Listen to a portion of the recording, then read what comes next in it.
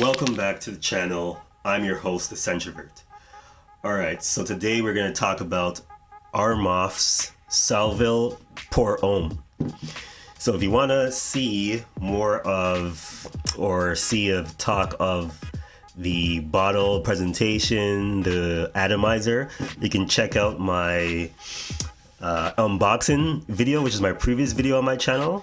But in terms of this video, I'm just going to go into more of a talk of performance and smell and whether, from my opinion, right?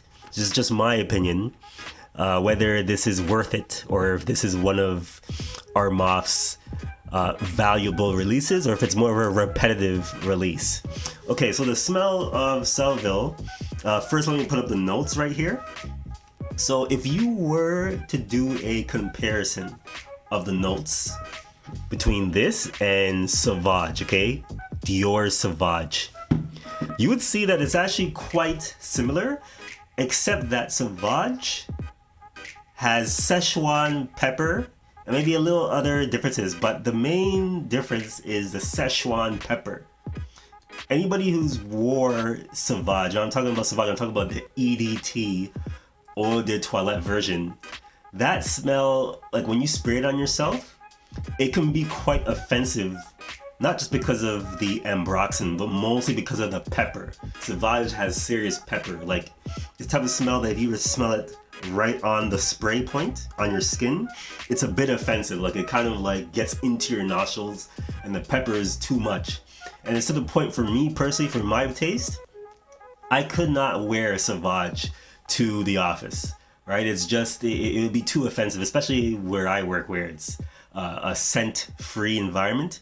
It would annoy people, especially if people are sitting close to you and they would be just smelling that kind of peppery ambroxan type smell the whole day. It would be too much.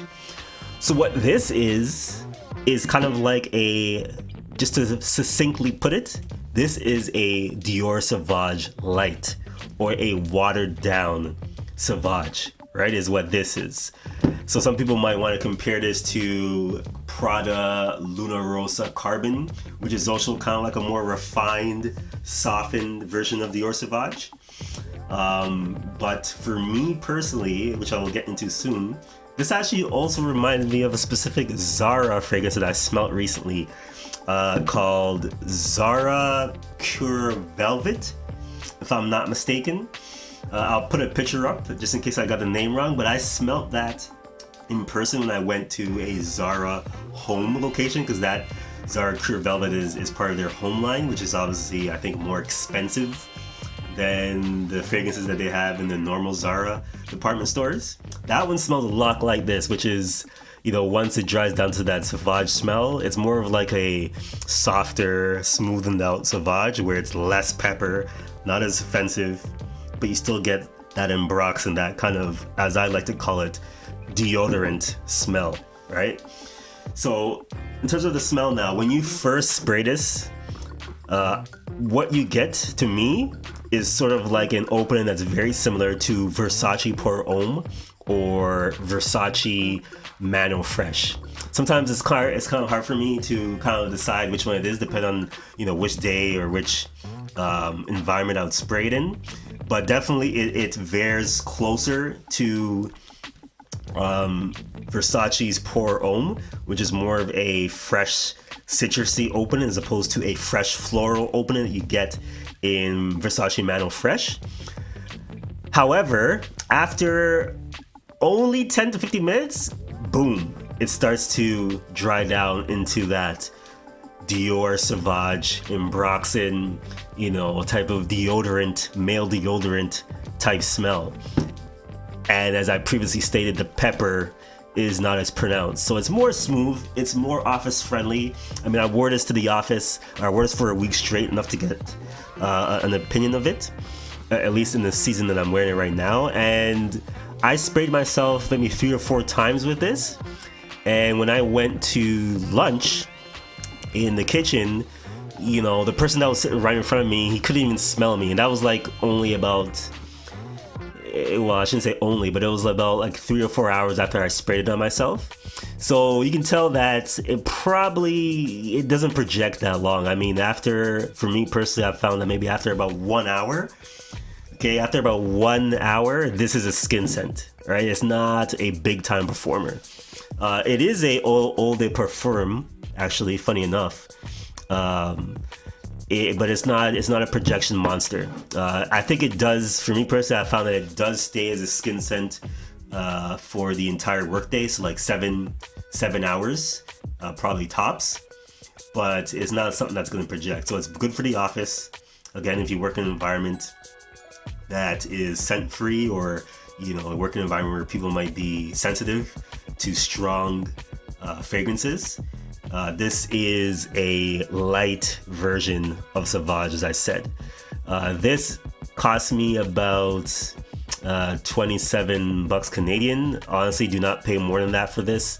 But in my opinion, okay, just to end off this video, Armaf has this way of kind of releasing multiple clones of the same fragrance. So when it comes to Dior Sauvage, they already have 3 fragrances in their lineup, okay? Armaf's Ventana, the Pride of Armaf, and I believe it's Armaf Hunter Intense. All those 3 are variations of Sauvage. And I've tested all of them. I used to own Ventana, but I didn't like it because Ventana is just too, in my opinion, to my nose, it was too much ambroxan. Right? It was just too much ambroxan and not enough other notes kind of coming through. So I don't have that anymore. But in terms of, which of these 4 now, including this, are the most interesting or probably the best variations or clones of Dior Sauvage, it would be Pride of Armaf and Armaf Hunter Intense. For me, Armaf Hunter Intense probably gets the closest to our Sauvage in terms of that intense pepper note. Plus, as people have already said in their own reviews, it kind of adds a bit of a Invictus twist to it. So there's other things you get from that fragrance. And in terms of the Pride of Armaf, I found that to be a better refined version of their Ventana release. So whereas Ventana was too much ambroxan and nothing else, the Pride of Armaf, it has more notes, more nuances, and it still isn't too peppery, so it's still good to wear all year round in most occasions. But it's definitely more interesting, I would say, and more better of a performance than this. So if you want to buy a Sauvage clone from the House of Armaf, I probably wouldn't pick this as a top on that list. Like, comment, subscribe, holla back.